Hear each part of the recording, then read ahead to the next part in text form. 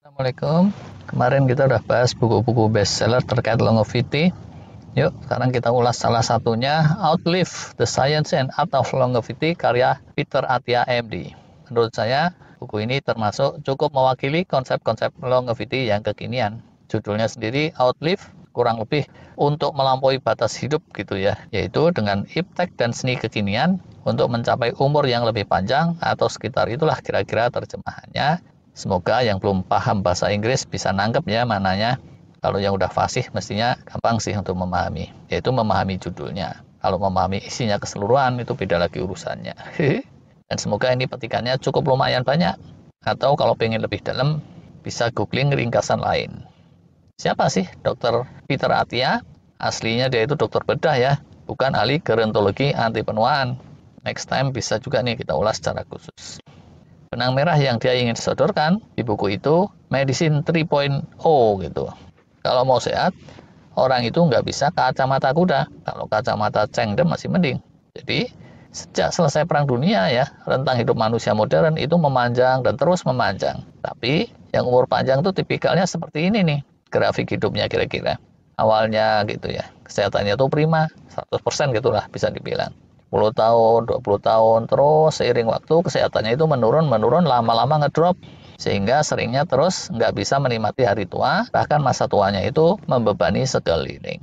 Itu pun tuh udah mending daripada masa-masa sebelumnya, ketika penyakit infeksi belum pada ketemu obatnya. Periode jadul itu harapan hidup orang secara rata-rata lebih pendek lagi tuh malah.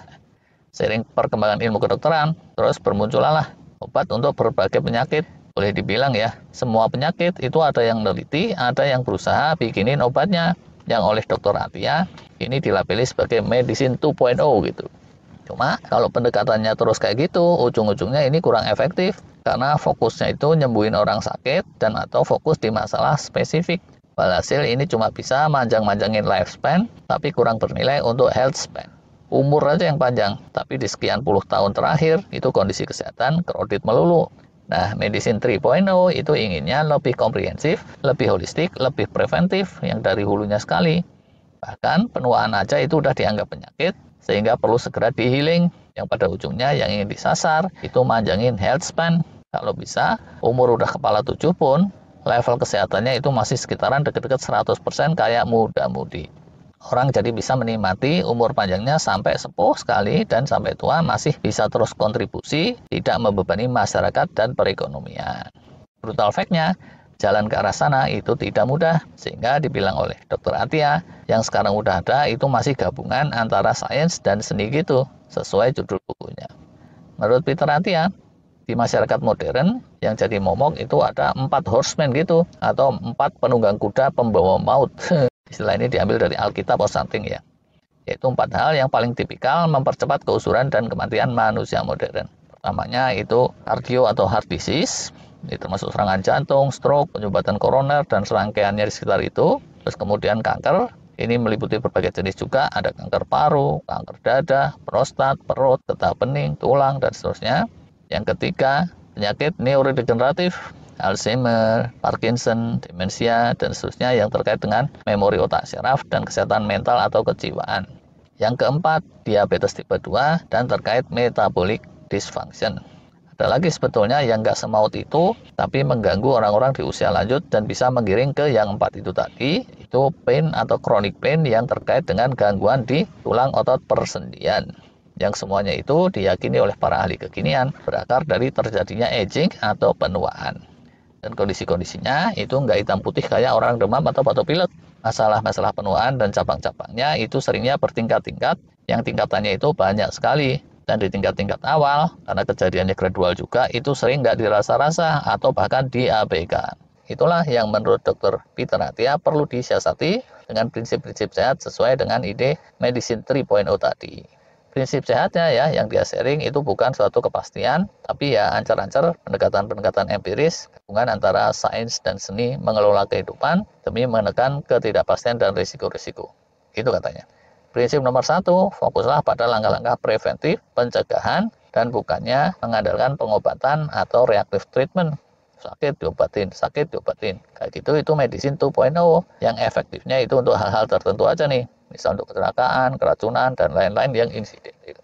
Prinsip kedua, individualized approach. Tiap orang itu situasi kondisi sekarangnya kan beda, dan impiannya ke depan itu juga beda. Jadi masing-masing mesti bikin rancangan disesuaikan dengan keadaannya dan apa yang ingin dicapainya. Kalau yang sealiran dengan dia, yang pengen nembus umur 100, disarankan bikin rancangan centenarian decathlon gitu. Ditetapkan apa yang ingin dicapai di saat umur melewati 90 tahun.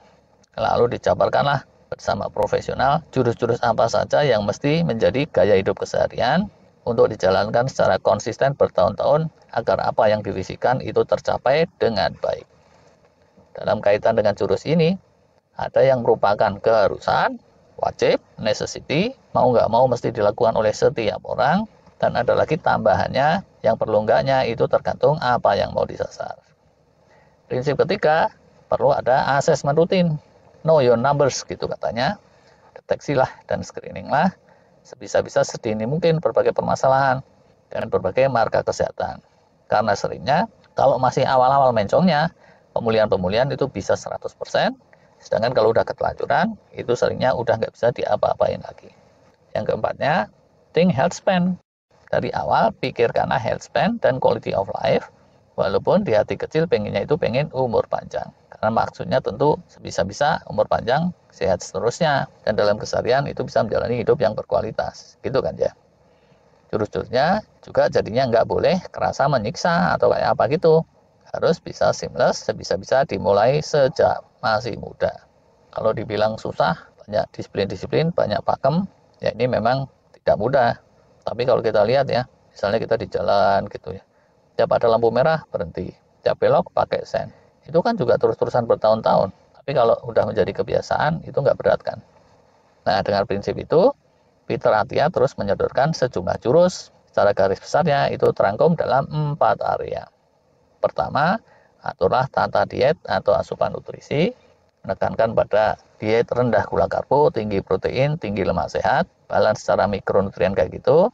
Dia juga merekomendasikan intermittent fasting dan tes darah secara rutin. Yang kedua, exercise, kerja fisik, olahraga. Dia sarankan olahraga beban dan kardio yang rutin. Yang itu tuh esensial, wajib banget untuk jagain massa otot, kekuatan sendi tulang, dan kesehatan kardiovaskular dan jantung.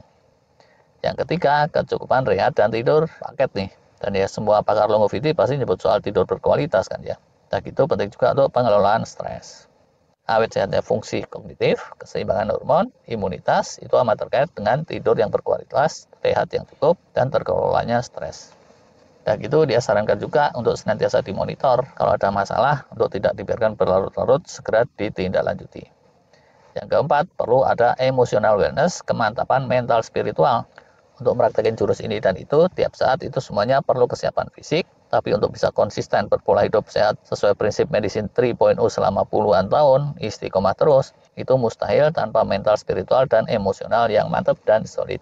Dan dimensinya ini luas banget, tidak sekedar pengelolaan stres dan membina hubungan silaturahmi relationship yang baik, mindfulness, meditasi, tapi bisa macam-macam lagi nih. Nggak semuanya kebahas sama Peter Attia, tapi kita bisa melengkapinya dari sumber-sumber lainnya.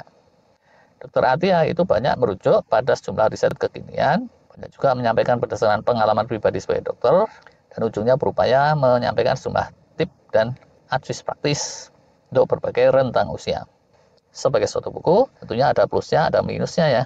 Dan yang berusaha menjangkau cakupan yang luas itu umumnya untuk tiap-tiap detail kedalamannya jadi terasa kurang. Nah, tapi tetap bisa jadi titik awal tuh ya, untuk tahu perkembangan kekinian di bidang longevity. Selanjutnya untuk tiap-tiap hal kita bisa dalami lagi merujuk pada karya-karya yang lain yang sifatnya lebih spesifik ke satu topik. Gitu deh kira-kiranya rangkuman buku Outlive karya Dr. Peter Attia.